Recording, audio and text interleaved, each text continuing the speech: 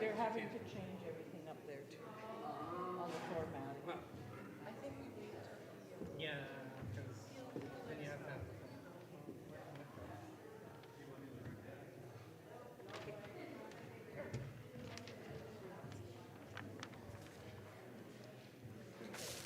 Good morning. I'm Judy Boyle from the Outreach Committee. The committee supports the University of Saskatchewan Good Breakfast program, so it's time for muffins again. A free breakfast is hosted by faith leaders at the university to the students weekly. This is supported by several church committees supplying muffins to the Outreach program. Outreach supplies muffins the fourth Wednesday of the month. If you are able to help with this program by supplying 1 or 2 dozen muffins, fresh or frozen. There is a sign-up sheet at the back of the church. Muffins can be brought to the church on the 25th of this month, and I will be delivering them on the 27th.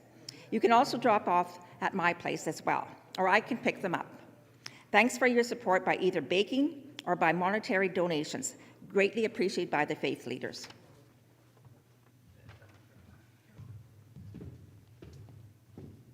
Good morning, everyone. I'm Michael Lowndes. I'm actually not speaking on behalf of any committee. It's my understanding that the book study that was sponsored by the Environmental Pod has finished up, and it sounds like there was a lot of positive feedback about that, so that's great to hear. So we will be taking suggestions for other books that congregants may be interested in doing a book study or just a book, a book review around. I have suggestions. We welcome suggestions from anybody. We'll probably put something up, but it's not there now, but at the back of the church where you can write down your suggestions for books that you would like or be interested in having a book study around.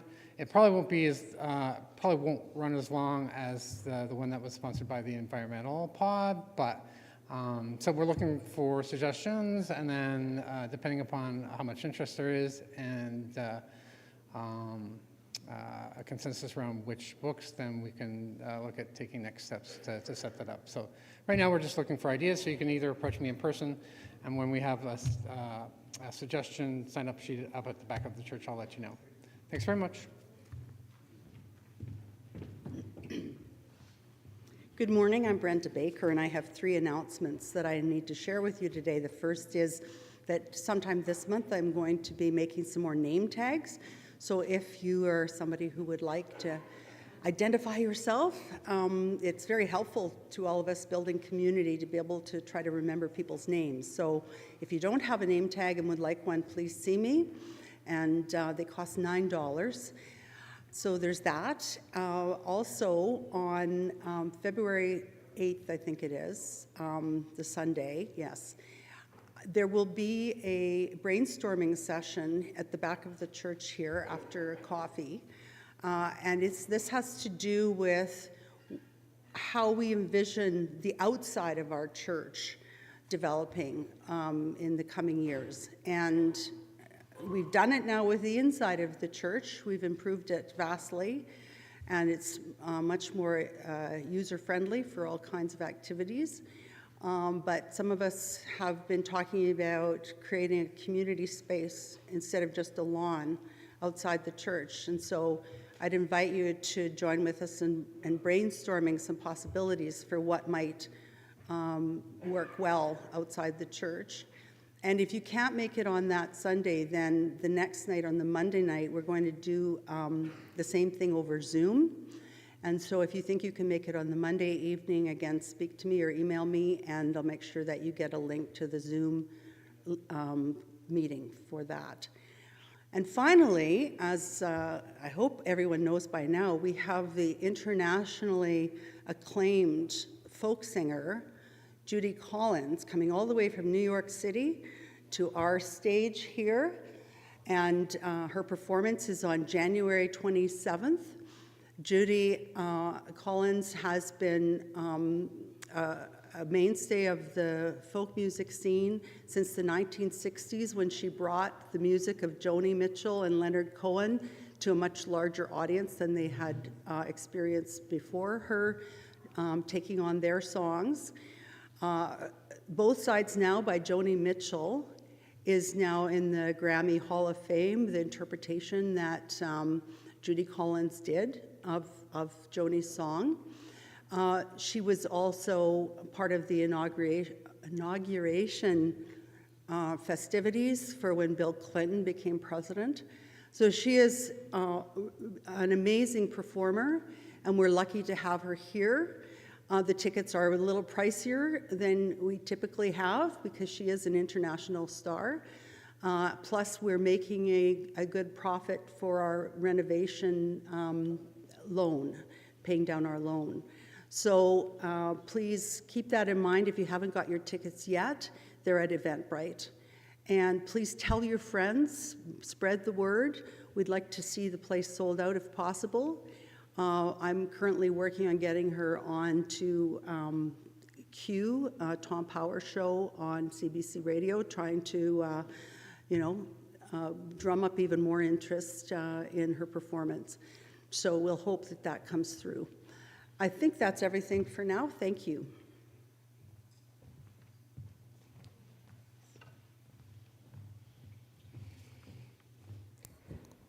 Good morning. I'm Helena Larson-McKay. I'm Grosvenor Park United Church's Congregational leader for today.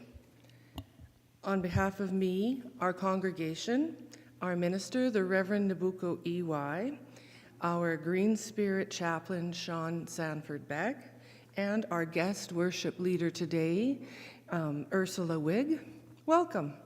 Welcome to those who are attending in person, and welcome to those who are attending online. When you see an asterisk on the screen, you can choose to stand if you feel able, or remain seated if that's more comfortable for you.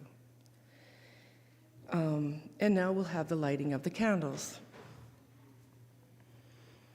We light this white Christ candle to remind us of Christ, who shines through us as we shine Christ's love into the world.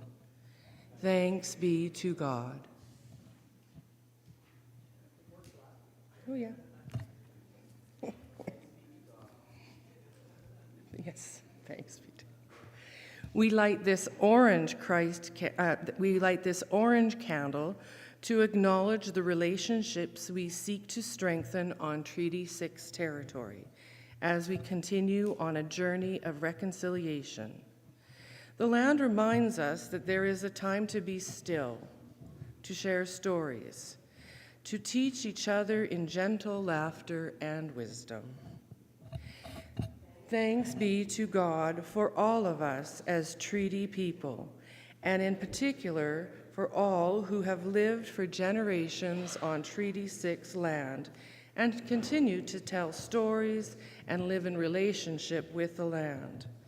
We acknowledge those who were and are part of Treaty 6, in particular the people of the Cree, Nakota, Dakota, Lakota, Saulteaux, Dene, and Métis nations who call this land their heartland and home.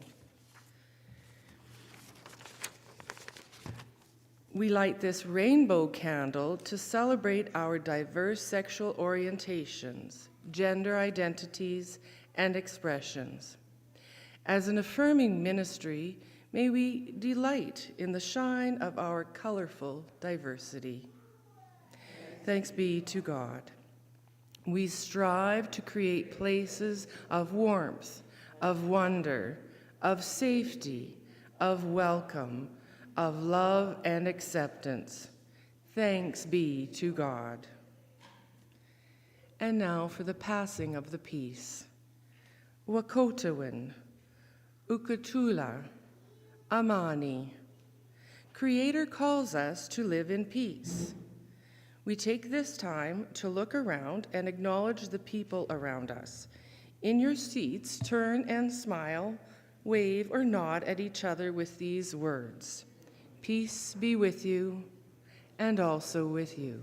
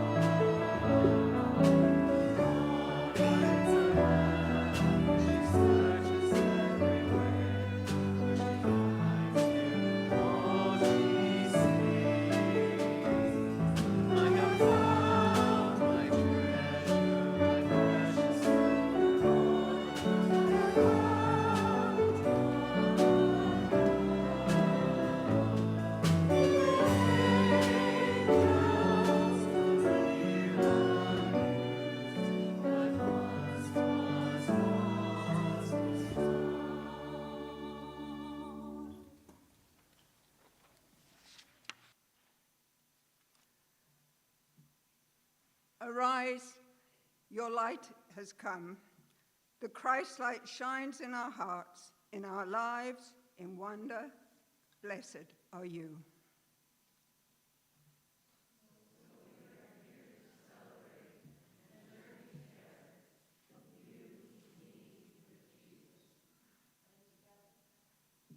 And together we worship God.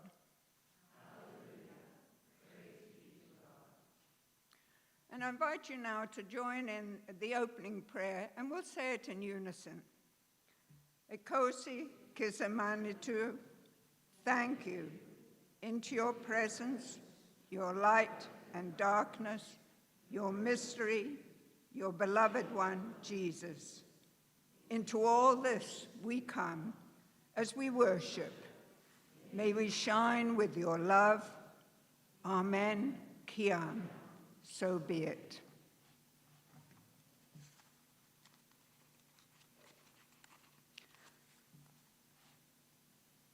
Please respond to Holy Creator with forgive us.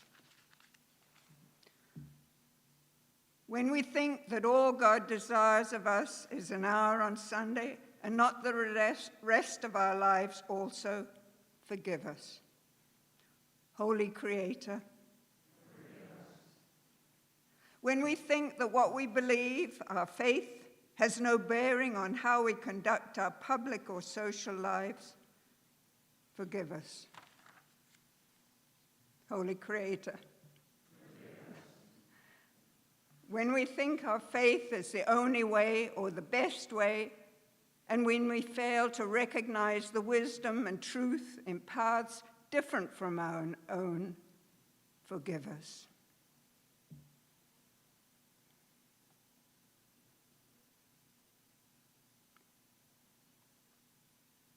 In Jesus, we witness hope for the world.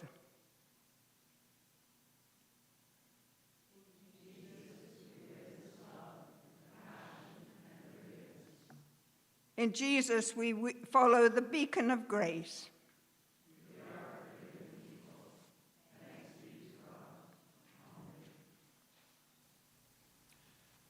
So this is our new response to the assurance of pardon.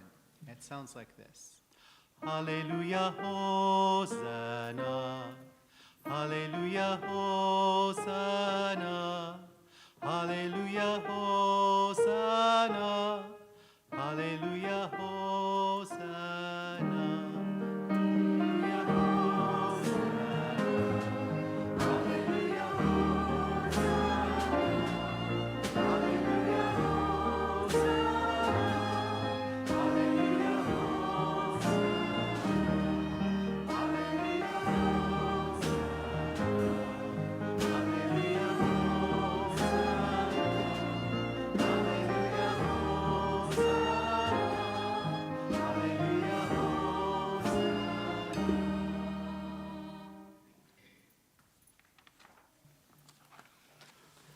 Cree. Would anyone like to join me up here?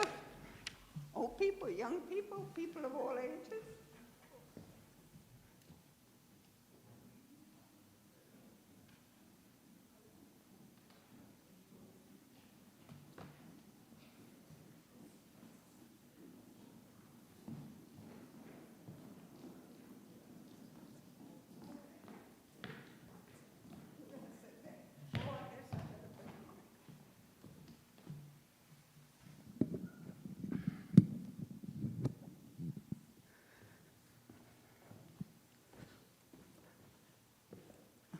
Okay, every Sunday, near the beginning of the service, we greet each other.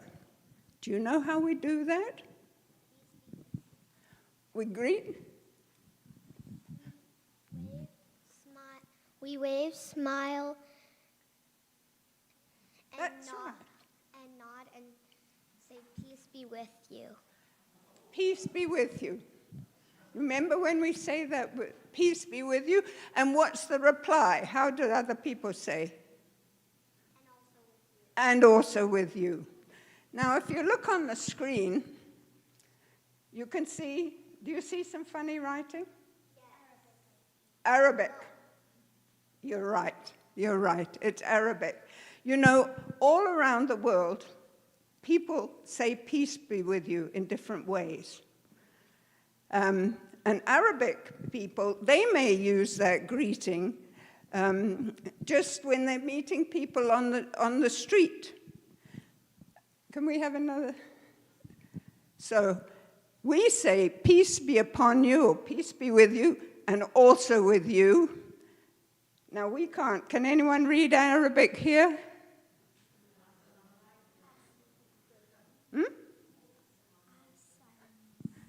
You think you can read that? Assalamu alaikum. Yeah. Assalamu alaikum. Alaikum. Assalamu alaikum. Do you want to replay it? Assalamu alaikum. And the response is, wa alaikum assalam.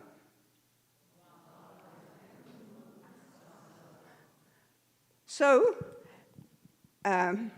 churches, there'll be Christian churches where they speak Arabic, so that's what they would say at the beginning. But also, Muslims all around the world, when they greet each other, will speak in Arabic, even if that's not their first language.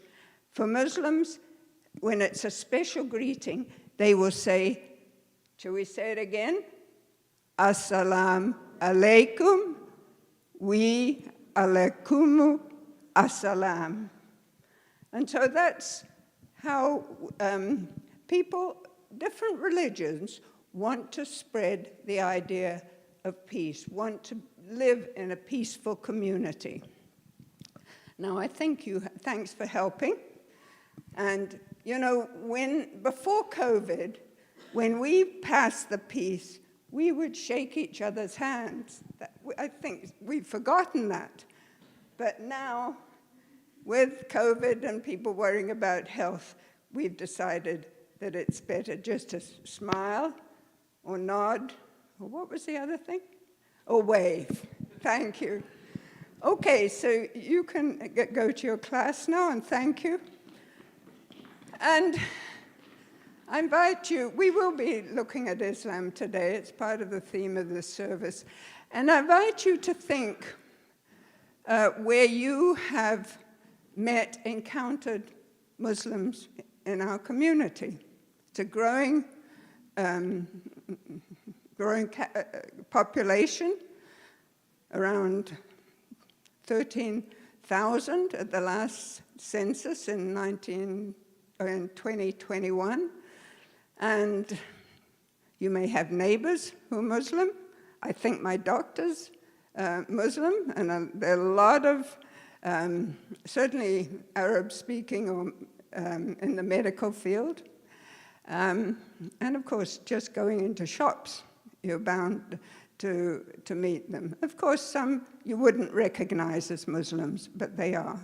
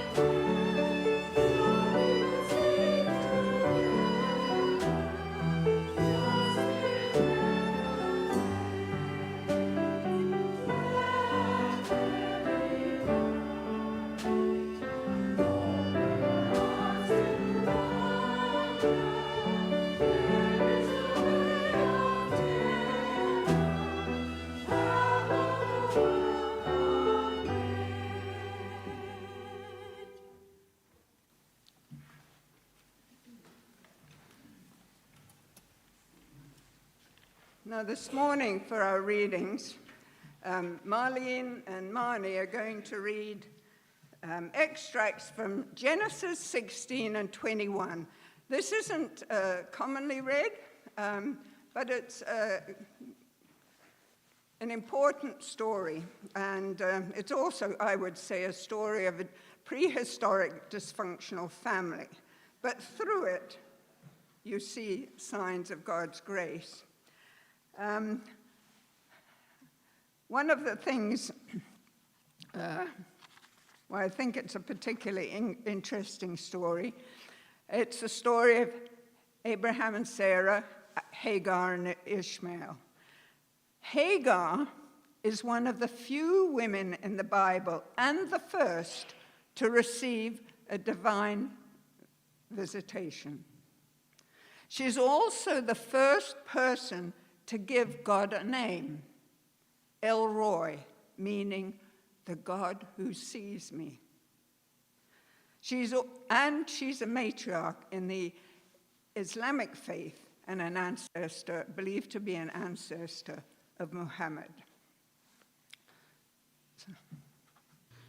So our first reading, as Ursula has explained, is the story of Abraham and Sarah, Hagar and Ishmael, extracts from the Genesis chapters 16 and 21.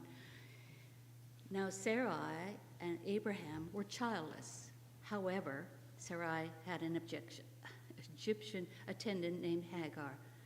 Sarah said to Abraham, "Since Yahweh has made me childless, go to Hagar. Perhaps I will get children through her."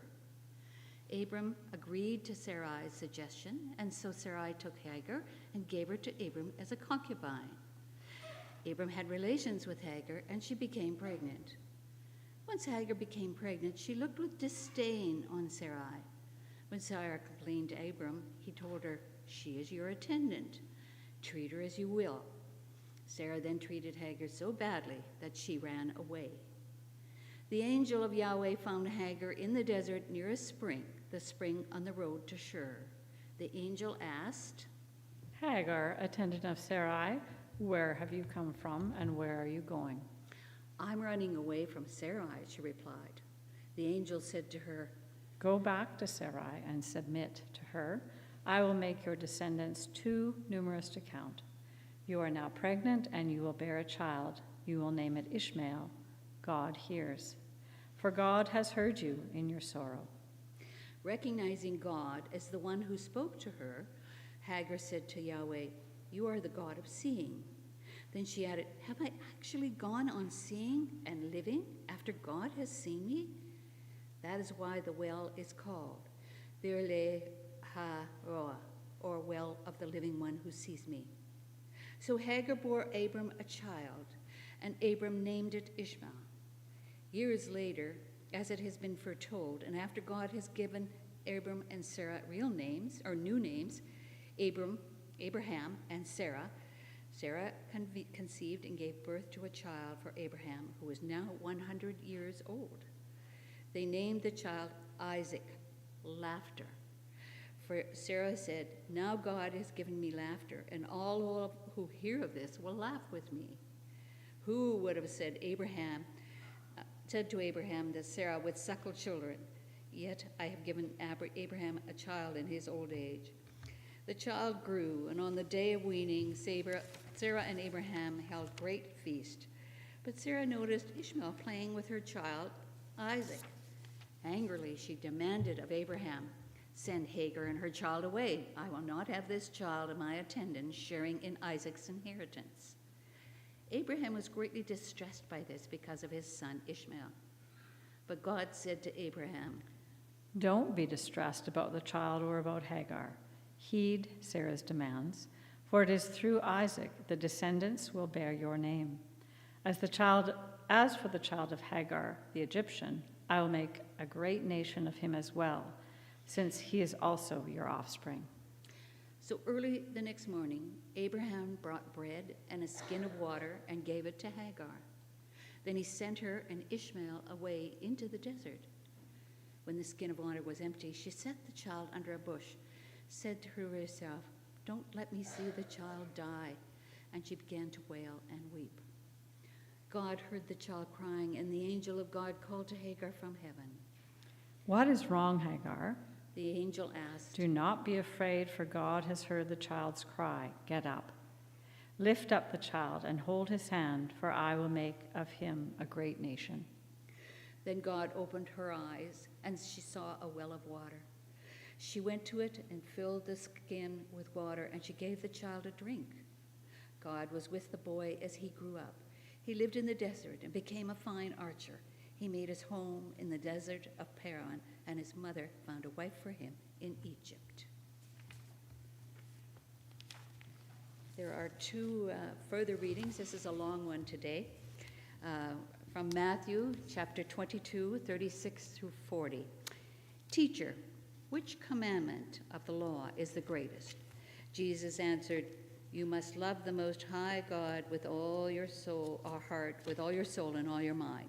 That is the greatest and first commandment. The second is like it. You must love your neighbor as yourself.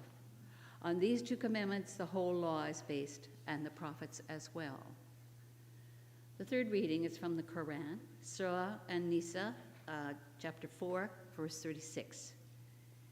Worship God and associate nothing with him, and do good to parents, kinsfolk, orphans, the poor, the neighbor who is near of kin, the neighbor who is a stranger, the companion by yourself, the wayfarer you meet. Verily, God does not like such as are proud and boastful. Hear what the Spirit is saying to the church. Thanks be to God.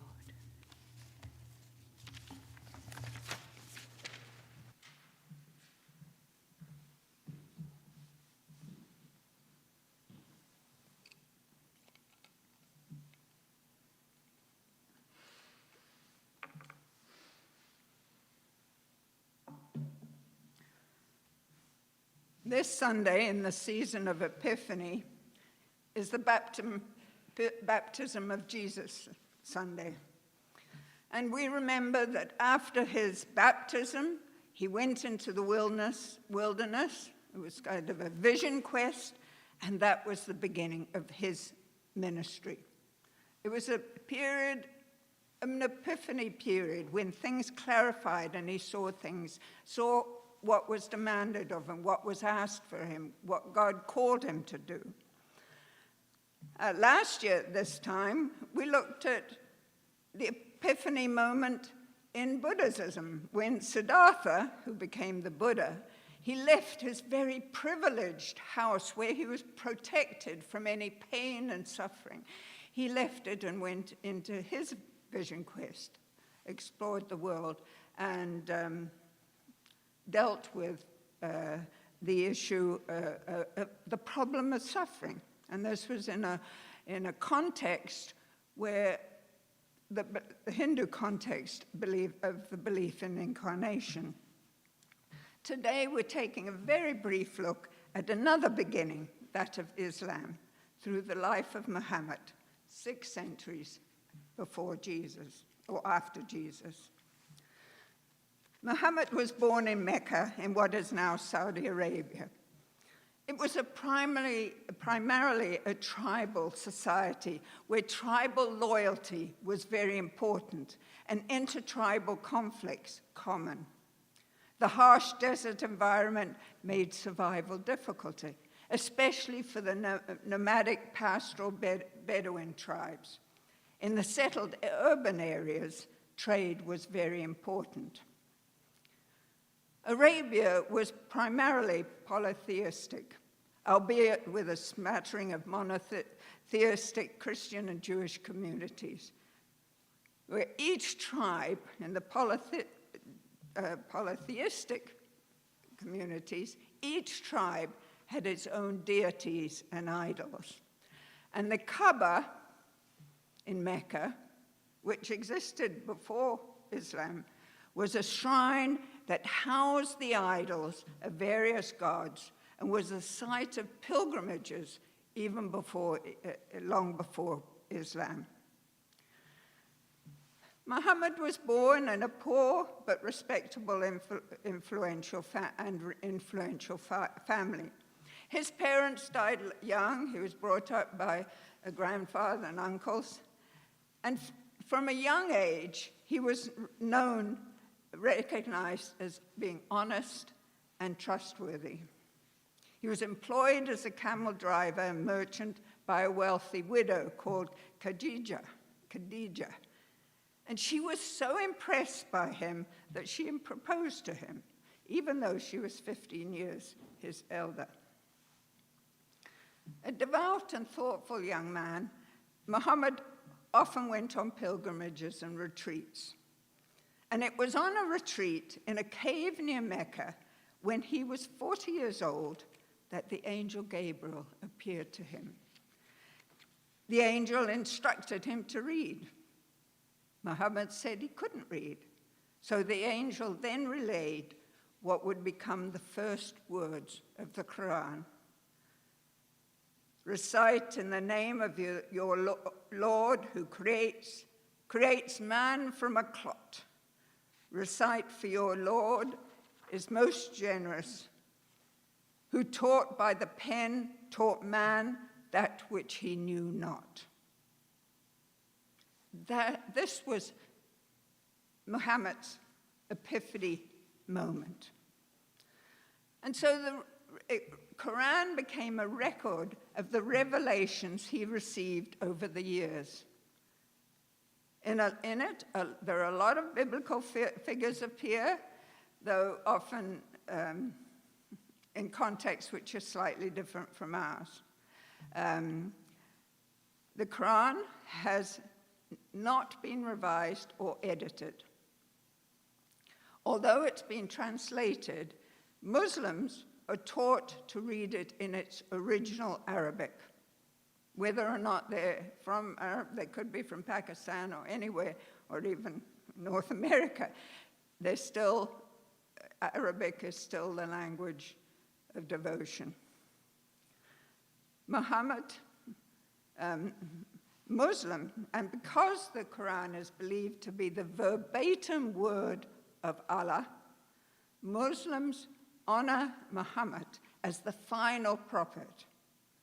They highly respect Jesus as a prophet, but he's not the final prophet, final authority. Apart from the Quran, there's also the Hadith, which is a collection of traditions and sayings by Muhammad, and it's the second and lesser holy book for Muslims. After Muhammad's epiphany moment in that cave, Khadija became Muhammad's first follower, and gradually the small group that gathered around him became known as Muslims, people who submitted to God. Islam means submission to God, to Allah, and the Muslims, people who submitted to God. Muhammad preached monotheism, that there was only one God, Allah, and that Allah alone should be worshipped. You can partly understand that if you, under one God, that breaks down some of the tribal things and the different gods. He denounced the worship of idols, and not surprisingly, he was met with strong resistance, even from his own tribe, who were the guardians of the Kaaba. In doing so, he must have been a really courageous man, for his condemnation of idol worship had economic consequences for the merchants, who catered to the thousands of pilgrims who came to Mecca annually. Mecca's merchants and leaders offered Muhammad incentives to abandon his preaching, but he refused. And so he relocated. It got so hot for him in Mecca, he moved a little bit north to the town of Medina, and built a Muslim community there. There were several confrontations or wars between the two sides, but eventually the Muslims prevailed. Then Muhammad declared a general amnesty, ordered the destruction of all the idols, and rededicated to the Kaaba to the worship of the one God, Allah. Now, to this day, Islamic books or buildings show no representation of Muhammad or other figures or animals, lest they be thought to donate idol worship. So you can see the wonderful calligraphy, even on buildings and in books, beautiful. I think I've seen sort of flowers or that, but certainly you don't see any representation of people or animals. Muhammad died in 630 at the age of, in AD 630 at the age of 62. In his final sermon, he emphasized the importance of unity, justice, and equity among all Muslims. He also affirmed the sanctity of human life and property and called for the end of tribal vengeance and blood feuds. So what do they believe? Well, there are the 5 pillars of Islam, and I think a slide's going to show that, although you got, thank you. And these 5 pillars, there's shadaha, faith, in the first one, to believe in no God but Allah, and that Muhammad is his prophet and the messenger of Allah. The second one is prayer. To pray 5 times each day, before sunrise, early afternoon, late afternoon, after sunset, and Isha in the night. Sawm is fasting, to give up food and drink during the daylight hours in the month of Ramadan. Now, we know, there's a mosque up in a Kalawit or somewhere. That must be a challenge. when you have all-day sun or all-day dark. But I think they find a way around it a bit. But it's still a challenge. It's bad enough here, I would think. The fourth is zakah, or almsgiving, to give a share of personal wealth to help people in need and to support the Muslim community. And the fifth is the Hajj, to perform a pilgrimage to Mecca at least once in a lifetime. And I think we've got it blows my mind when you see, probably on the news or something, pictures of the Hajj. That's at the beginning, when they're circulating the Kaaba. Now, the Kaaba is covered with a massive black cloth, which apparently is changed every year. I would find it frightening, but to be in that, and as part of the Hajj, it's in the month in which the Quran is believed to have been revealed by the Prophet Muhammad. And as part of the ritual, it takes about, I think, 5-6 days, the last month of the Islamic calendar.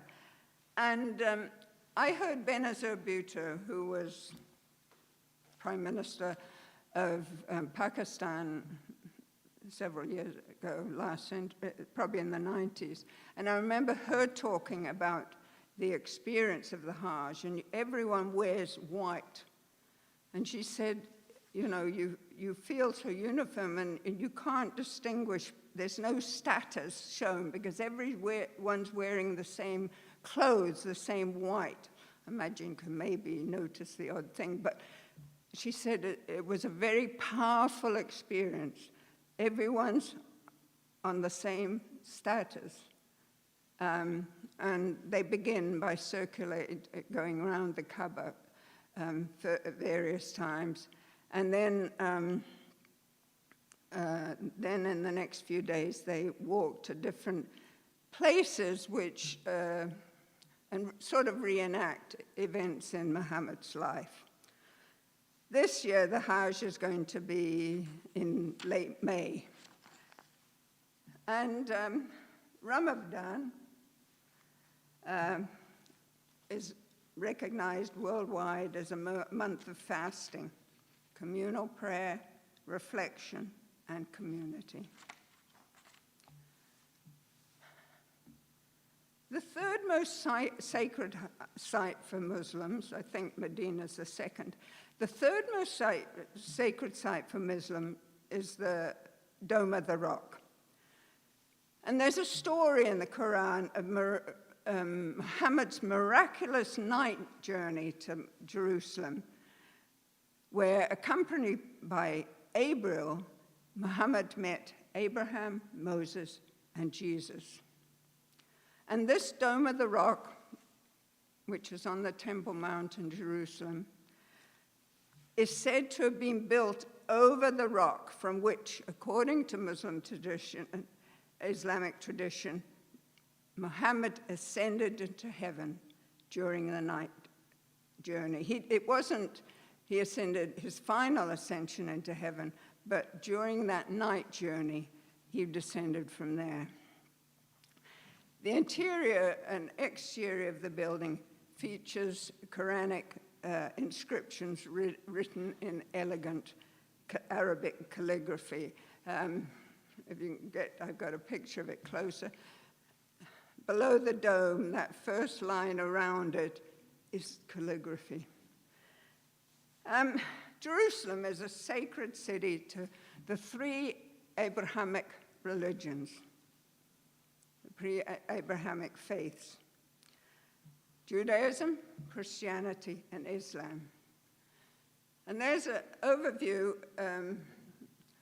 The Dome of the Rock is on the Temple Mount, which is believed to have been where Solomon's temple. And below that, you can't see that, but below that, there's a wall. And there are lots of people there. And that is the Western Wall, which is probably the most sacred place for Jews, where they go and pray on the Western Wall. It's just below that. You can't see, I don't think, the Church of the Holy Sepulchre, which is important for Christians. I don't think is in that picture. I haven't made it out. But on the northeast, I think there's Gethsemane and the Mount of Olives in the green area northeast of the dome. Now, from Western perspective, there are some controversies or things that some of us find difficulty dealing with or accepting or not. And one is war and the issue of war and nonviolence, and the other is the role of women. In Christian history, as in Christian history, Islam was also full of incidents of violence and consequences. But they don't have the ownership of that. Christian history itself is just as bad. And in the West, especially after incidents like 9/11 and the bombing of the Twin Towers on October the 7th, Muslims have been stereotyped as terrorists. But both the Quran and the Christian scriptures have texts that are a little ambiguous, could be interpreted in different ways. For example, as Christians, we speak of Jesus as the Prince of Peace. Yet in Matthew 10, we read of Jesus saying, "Do not think that I have come to bring peace to the earth. I have not come to bring peace, but a sword." Of course, there's a context to that. I recommend, if you want to explore this a little more, check out a United Church publication that's called That We May Know Each Other. It's a United Church and Muslims' relation today. It was brought out in 2005. About the role of women. Generally, women certainly do have a very different role in Islam than in Western Christianity. For example, women aren't expected to participate in public worship. And when you see pictures, even in our paper, of celebration worship in different mosques or celebration, men dominate. There may be women at the back or in a separate place altogether. Some of you remember Zaka Nawas, who created Little Mosque on the Prairie. In her 2005 NFB documentary called Me and the Mosque, she went round talking to women across the country about their experience of the mosque. And from what I can remember, she said that mosques have become more conservative, I think, since 9/11.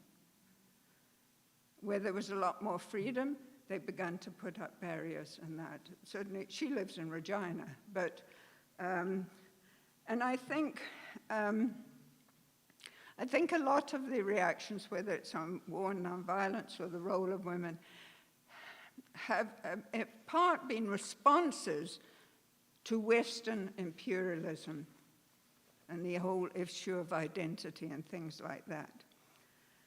I have a niece who's married to a Palestinian, and she certainly doesn't go with him to the mosque regularly or anything. And when I was on campus, there was an Afghan woman who cleaned my office. She was a refugee who'd landed here when her husband was killed in Afghanistan, landed her with her 3 or 4 boys. Very well educated, had a leading role in leadership position in radio, and she was later on. As the internet became more we could connect with people more. She was in contact with female leaders around the world from Afghanistan. And she talks of the time when, there were many women in universities and the freedom they had. So, but there's been pushback, obviously, on that. That's gone in waves. So those are two issues that we're still struggling with. But it's interesting when you talk to Muslims to hear their side and how they understand it. Now, as you've likely observed, as I say, the population here has really grown. And the city reflects that. Special groceries, halal, with halal, prayer spaces, and there are many more goat and sheep farmers around here now. I mean, when I first came to Canada, you could hardly get sheep meat. And also, like Christianity, there are many branches or sects in Islam, and there are a variety. I don't quite know how many mosques in Israel, in Saskatoon, that cater to that need. The main one is just over on Capeland Present. What was that school before? In any case, it's in a school, but they are planning to build a new place, a new mosque, and it's overcrowded. The Ahmadiyya Mosque, it's a big, impressive building that you've probably seen on the corner of Boychuk Drive and Highway 16. Anyone seen that? That is the mosque for the Ahmadiyya community, which is a 19th century branch of Islam that most of the mainline Islamic traditions don't recognize. But it's a big and growing community, and they're very friendly there. Signs of hope. In the Middle East, peace seems very far away, but there are some signs of hope. People or groups that refuse to let religious differences prevent them from responding to injustice. People who believe in human rights and are working across barriers towards peace. This first slide shows the Muslim Ahmed al-Ahmad, who you know was one of the heroes of the Bondi Beach shooting. He's reported to have stopped one of the shooters and saved lives. And the pictures of the Australian Prime Minister visiting him in hospital. The second picture is a picture of rabbis for human rights. And they're working on the olive harvest, which is a huge event in Palestine. And, the olive harvests have increasingly been harmed by the settlers and their violence. And this next picture is of standing hope together. It's Arab and Jewish Israelis working in peace, because there's still, I don't know whether it's about 20% of Israel's population is Arab, a lot left after Nakba and so on, but there is an Arab population, and who are really second or third class citizens. In that picture, you'll see on the far, which is it for me at the right, the gray-haired woman. That's Vivian Silva. You might remember hearing about her around the time of the October the 7th. She was killed in her kibbutz on October the 7th. She's a Canadian from Winnipeg and a tireless advocate for human rights and one of the co-founders of Standing Together. Her sons, her body wasn't found immediately, but her sons assert that if she were alive today, she would continue to strongly advocate to peace. October the 7th wouldn't deter her. I mean, she was right on the border of Gaza, so she was involved in escorting Palestinian children to a hospital in Jerusalem and helping in different ways. And now we go to another side. The two men on the right are Gazans. They were holding up photos of Israeli babies that had been killed by Hamas. And they held up those photos in response to pictures of lines of Israeli advocates holding up photos of Gazan babies killed by Israeli bombs. And the other group I want to highlight is combatants for peace. This is the only group in the whole world that was founded by leaders of both sides, on both sides of an active conflict. Its members, women and men, are committed to ending occupation and working towards peace throughout nonviolent means. And in doing so, they also, will help on advocate for Palestinians and go on Oliver Harvest, help rebuild houses that have been demolished by the Israelis, and so on. Amazing group. We live in a diverse society. At times it can be challenging to understand people from very different backgrounds, cultures, and beliefs, but it's also a wonderful opportunity. It's a wonderful opportunity to have a broader view of humanity and to share stories of where we come from and how we got here and what's important to us and what we believe. Despite our differences, many of us believe that we're all children of the same God, the Creator, and at our best, we all long for peace. As we sang earlier, let there be light, let there be understanding. Open our lips, open our minds to ponder, open the door of concord, open into grace.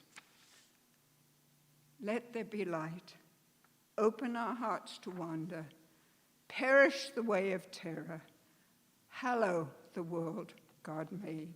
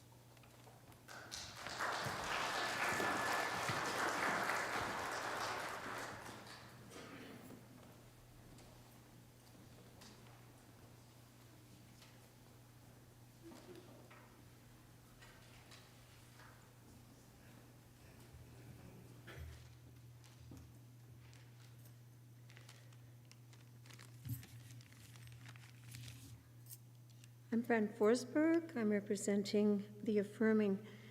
We had our meeting last Tuesday, or this past Tuesday. Kathy suggested that we talk about something positive. We all need some light and positivity in our lives. So we thought it's time for some good news, and that is the people of this community.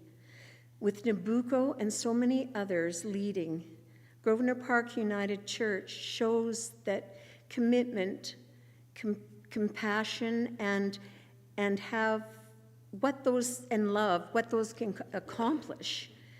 We know that we see daily what a small group of very diverse, determined, and dedicated human beings can accomplish, that a ripple effect is felt, that there is no doubt that we were all connected to each other, to nature, and to the universe.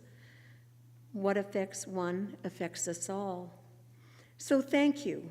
Gratitude to each and every one of you for making this such a safe, caring, welcoming, loving place where we don't only talk about what can be done, we actually do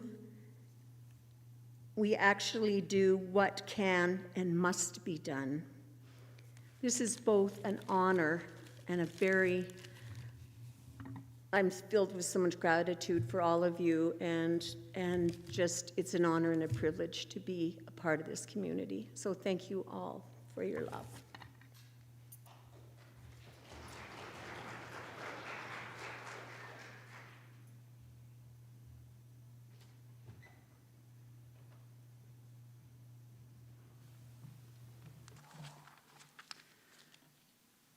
In this season after Epiphany, we are called to explore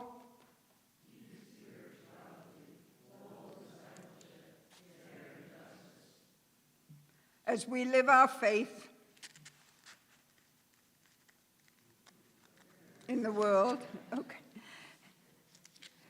With thanksgiving, we offer our whole selves, our whole lives.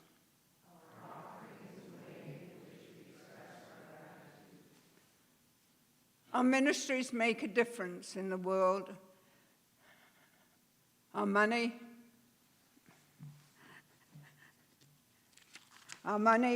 and work support these ministries, and this church, in faith, we try to live love.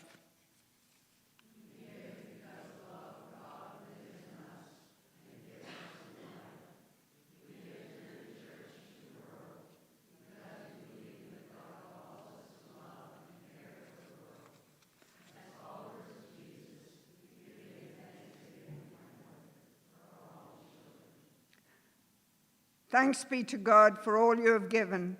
A box is at the back of the sanctuary for your offerings, or you may choose to send a donation online. We may be like the Magi, the wise ones, the followers of Jesus, and offer the gifts of our talents, time, and money, the gifts of our life and love. This box represents all that we offer.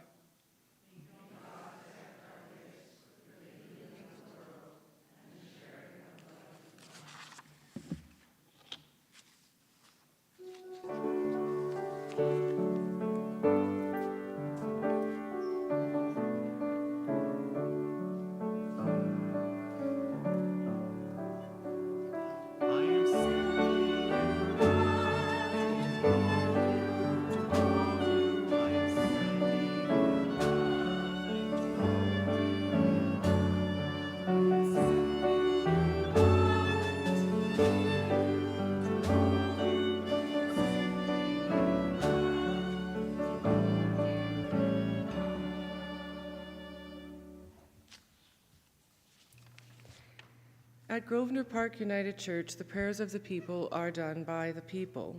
For confidentiality concerns, these prayers will be muted from our live streaming. Prayers can be shared at the GPUC family Facebook page, which requires permission to join, or they are listed in the leaflet, which is GPUC's electronic communication.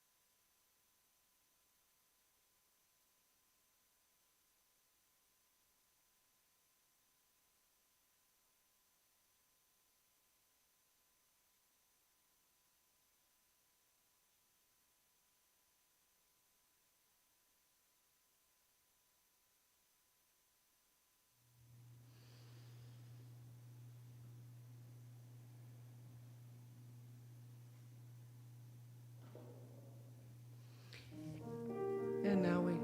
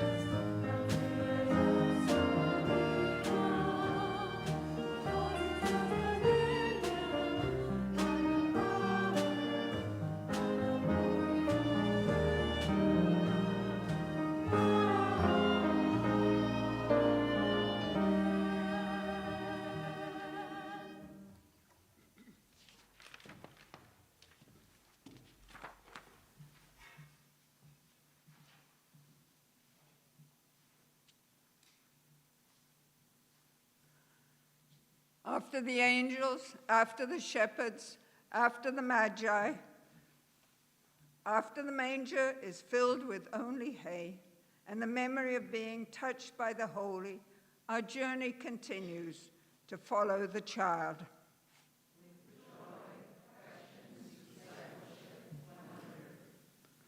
We follow our ancestors in faith, their stories, their hope, their witness. Let us leave this place with the Bethlehem star, kiss blessings.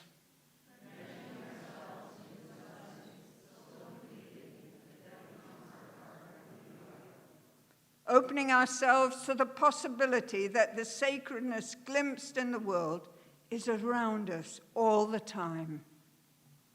Knowing that when we leave, we have stardust on our shoulders, and that this blessing is one to be shared all of our lives. May the grace of Christ, which lights up the skies even us, the love of God saturate our inner and outer beings, the Holy Spirit support us with wisdom and joy, this day and forevermore. Amen. Kiam, so be it.